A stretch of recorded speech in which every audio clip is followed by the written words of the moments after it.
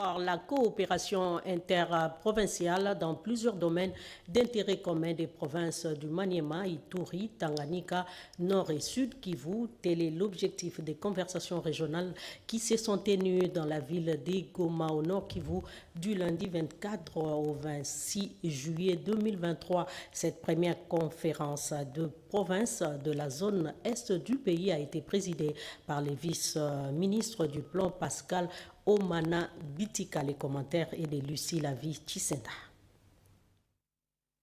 Le développement des provinces de la zone Est du pays doit dépendre de l'intégration régionale locale.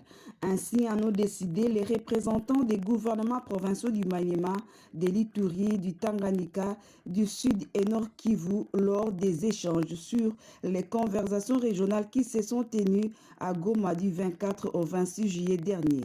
Les gouverneurs et autres représentants de ces 5 provinces se sont également mis d'accord pour renforcer la coopération multisectorielle et la solidarité entre leurs populations respectives et de partager les expériences entre leurs provinces. Ceci permettra de promouvoir la coopération interprovinciale dans plusieurs domaines d'intérêt commun de ces provinces de l'Est. Cette première conférence interprovinciale appuyée par les PNID a été clôturée le mercredi dernier par le vice-ministre du Plan. Pascal Omana Bitika, représentant la ministre d'État, ministre du Plan, Judith Suminwa Tuluka, s'est réjoui de l'issue de ces échanges.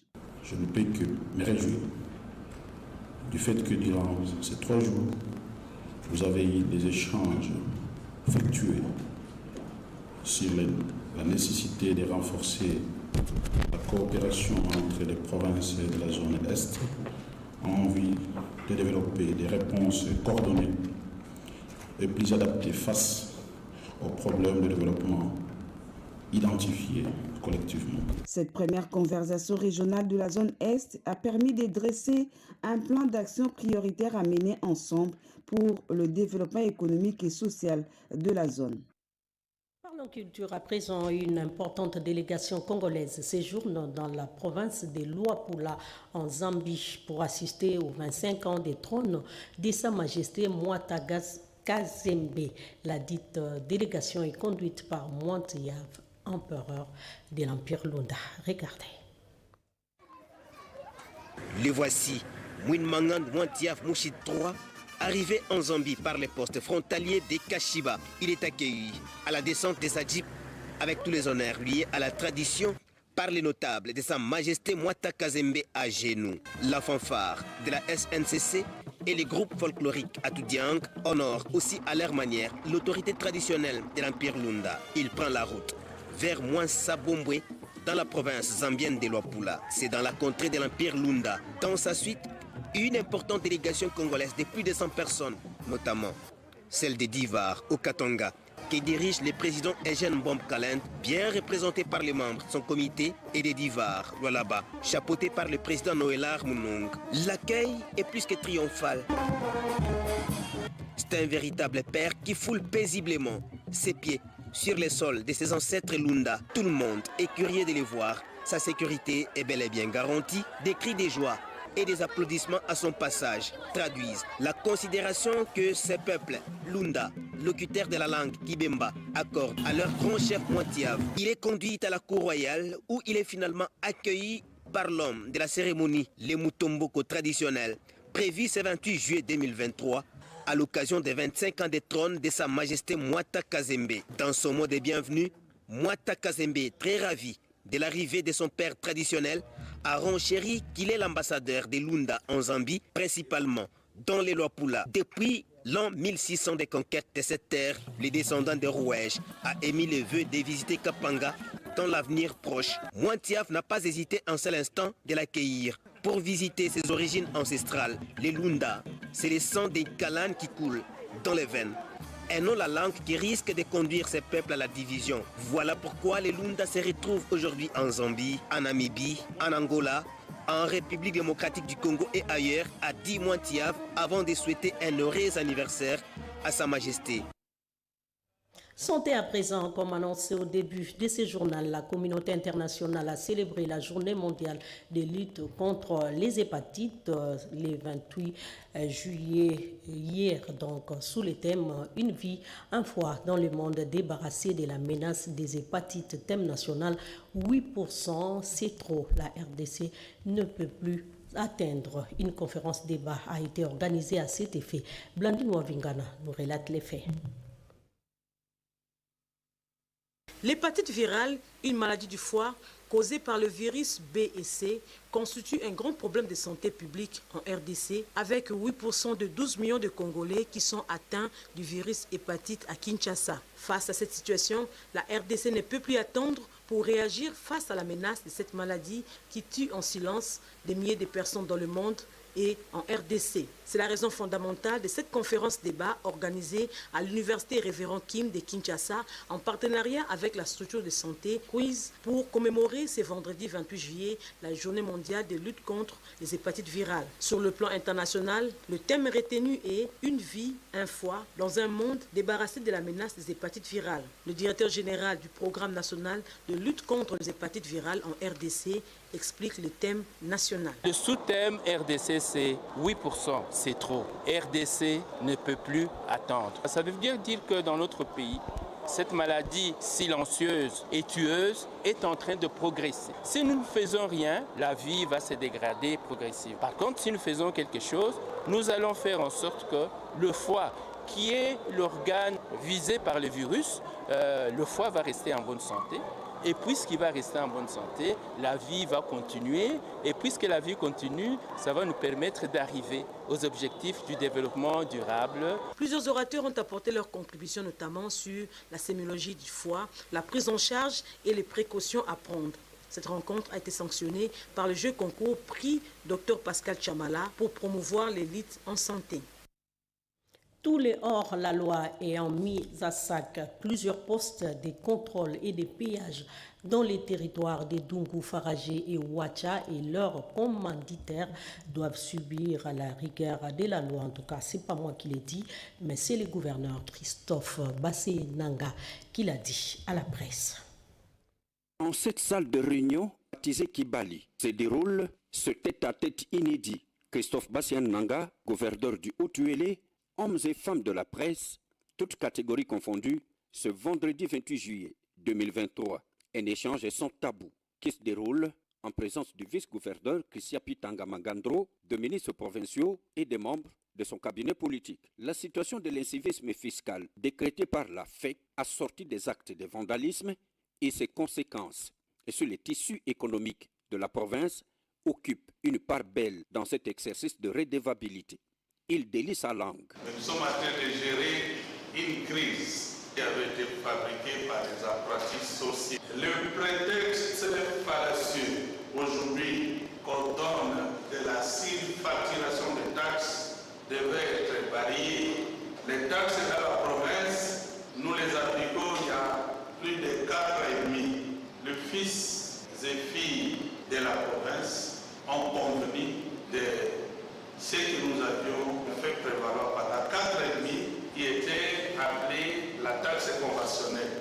Tout en condamnant ces actes rétrogrades d'une chambre de commerce instrumentalisée, Christophe Bassé Nanga dit rester ouvert au dialogue et attire l'attention du pouvoir central à ces sujets, car le Haut-Uélé doit garder l'élan actuel de son émergence. Et ces taxes nous ont permis, nous dans le Haut-Uélé, quelle que soit la conjoncture économique, Covid, la guerre, l'état de délabrement de nos routes que c'était, ça nous a permis de désenclaver entièrement. Au moins l'interconnexion territoriale a été réalisée. Puisque nous sommes dans la province de Haut-Uélé, restons-y pour parler de personnes vivant avec handicap qui s'effrontent les mains à Isiroé pour cause les frais de leur déplacement pour Lubumbashi sont couverts par la Fondation Bienvenue à Mundala. Quelques malades en difficulté des frais de leur hospitalisation ont aussi été libérés.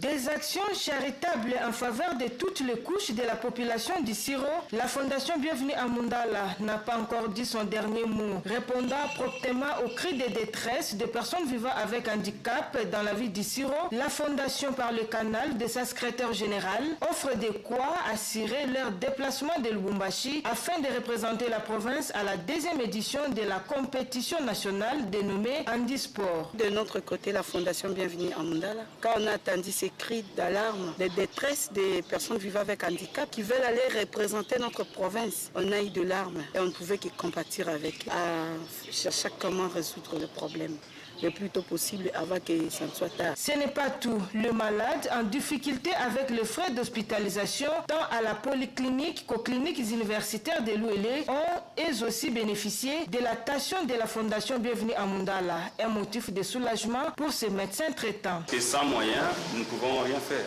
Vous savez, on a les compétences, on a les connaissances, mais il y a des matériels que nous devons importer.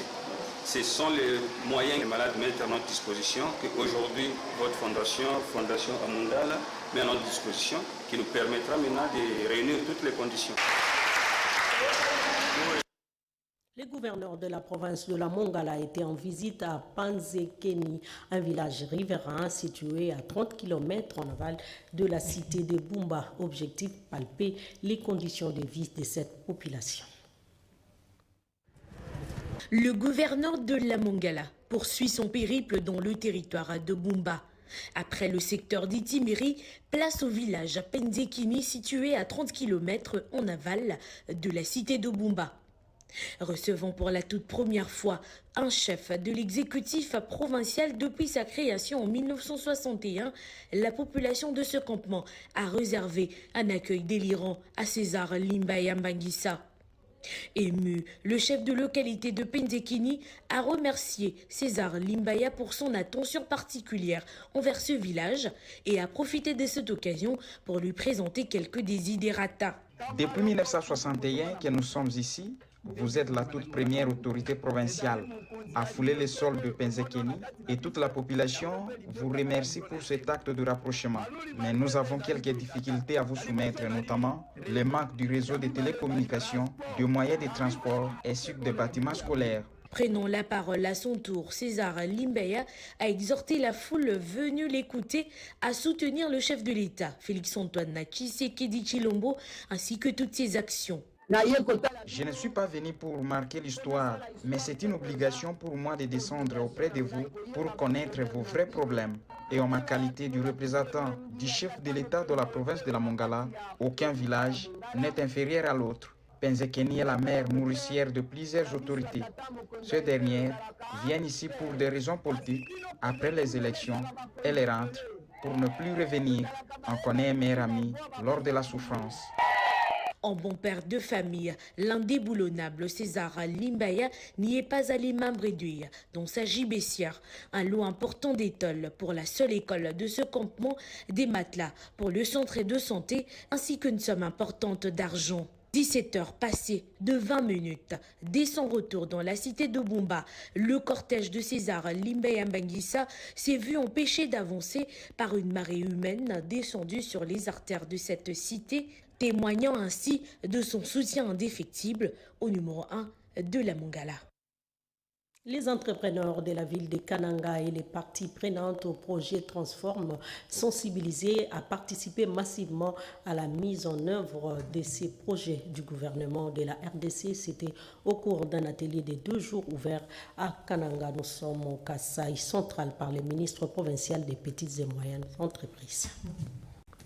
Œuvrant dans le secteur de l'entrepreneuriat à Kananga ont répondu présent à cet atelier de 2 jours qui avait pour objectif présentation du projet Transforme aux entrepreneurs et parties prenantes, les mobiliser également pour qu'ils participent activement à sa mise en œuvre. Au nom du gouvernement provincial, le ministre des petites et moyennes entreprises, Richard Ilunga, a salué l'arrivée du projet Transforme à Kananga car selon lui, il présente plusieurs opportunités pouvant faciliter le décollage économique de la province. Le projet Transforme du principe de la création accrue de nouvelles entreprises, l'amélioration des capacités et de l'accès au marché pour les femmes entrepreneurs, de l'élargissement de l'accès au financement pour les micro, petites et moyennes entreprises, MPME, et l'amélioration de l'environnement commercial pourrait stimuler la diversification. Lors de la présentation du projet aux participants, Chantal Simba, chargée du genre et inclusion sociale au sein du projet Transform, a invité les femmes micro-entrepreneurs à compétir dans toutes les phases du projet en vue d'obtenir un financement à travers les subventions en nature. Les opportunités pour les femmes, il y en a beaucoup. Nous avons la partie des femmes micro-entrepreneurs. Elles sont appelées à venir compétir, même celles qui sont en informel. C'est une opportunité. Elles auront les subventions en nature. Elles seront capacitées. Donc elles auront des formations en initiative personnelle. Elles auront des formations sur l'élaboration des plans d'affaires et l'accompagnement. Notons que cette deuxième phase de ce projet concerne 7 villes de la RDC et vise l'autonomisation et professionnalisation des femmes entrepreneurs et également la création de nouvelles entreprises. La Régie des eaux a vu son charroi automobile augmenter dans l'eau de 60 véhicules, nous dit Serge Mata. 24 véhicules, pimpants neufs, des marques Toyota et des types pick-up 4x4 acquis sur fonds propres ont été réceptionnés par les autorités de la Régie des distributions d'eau, la RDC, quelques mois seulement après leur installation à la tête de cette société. Fruit des efforts louables, l'acquisition de ces véhicules neufs est inscrite dans le cadre de la nouvelle vision managériale mise en place par l'actuel comité de gestion de la Régie des ESA. Celle-ci visant à améliorer les conditions de travail de tous les salariés de cette entreprise et par conséquent l'accroissement de la productivité. Nous espérons qu'en améliorant la mobilité, nous allons être capables de donner de l'eau de manière beaucoup plus efficiente. À nos travailleurs, gardez bien ces véhicules, maintenez-les, faites-en un usage beaucoup plus efficient parce que je sais que vous êtes des hommes et des femmes responsables. Edmond Mampassi, Mantiamina, représentant des travailleurs, n'a pas manqué de témoigner sa reconnaissance aux autorités de la Régie des ESA pour cette réponse à leurs besoins bien avant de lui renouveler son soutien et sa confiance. Pour le directeur général des CFAO Mobility, remettre ces deuxièmes lots des véhicules neufs à la Régie des ESA est un honneur et une fierté. C'est un sentiment de fierté parce qu'on se sent honoré de voir notre nom associé à un grand nom comme celui de la Régie des eaux. Cette nouvelle acquisition intervient près d'un mois après la réception du premier lot des 60 véhicules neufs à direction générale. Ce journal est terminé. Merci à Patrick Ibapuila et Jonathan Moubalama qui ont réalisé ce journal. Iguette Ngoudou était à la prise des vues, Mimi Simba à la prise des sons et Alain Mbala à la régie finale. Merci à vous qui avez suivi ce journal. Un autre journal va intervenir à 19h. En attendant, portez-vous bien. Au revoir.